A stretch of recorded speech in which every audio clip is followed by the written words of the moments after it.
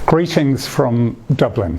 My name is Rowan Gillespie, and if you lived here in Ireland, you might just happen to know me as being the person who made the famine sculptures down on the quays here.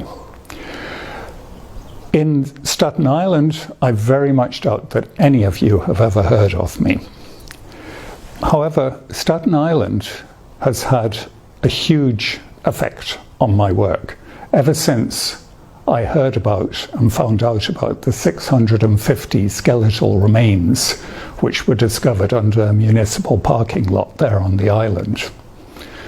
I went over there and met Lynn Rogers, who prized open my blinkered Irish eyes to explain to me that it wasn't every Irishman arriving in famine times who went on to become a president or at least astronomically wealthy.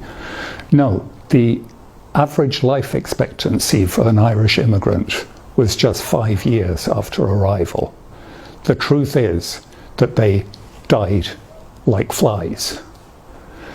Lynn taught me that Staten Island was in effect the resting place for those who died and the starting point for those who survived and those very, very few who went on to achieve incredible things within their lifetime.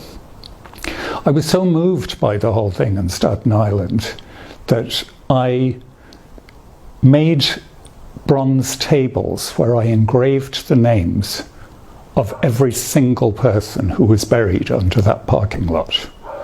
I engraved the name, I engraved the age, the date of death, and the cause of death.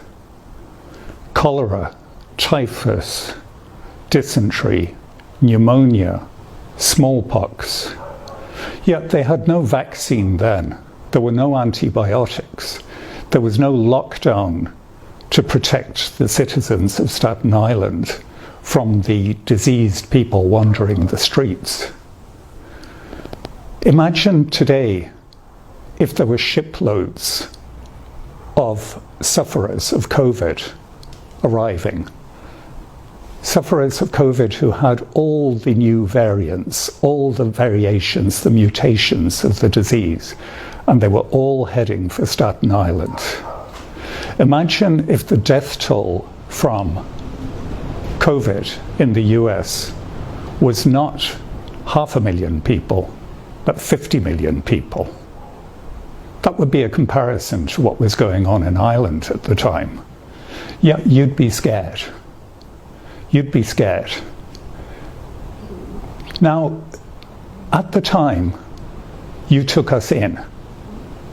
I think that every Irish man or woman who arrives into New York should make it an absolute priority to take that ferry over to Staten Island to thank for what you did for us then. Maybe I can make it my chance now to say thank you, and thank you, Staten Island, for all you've taught me since I went there. Thank you.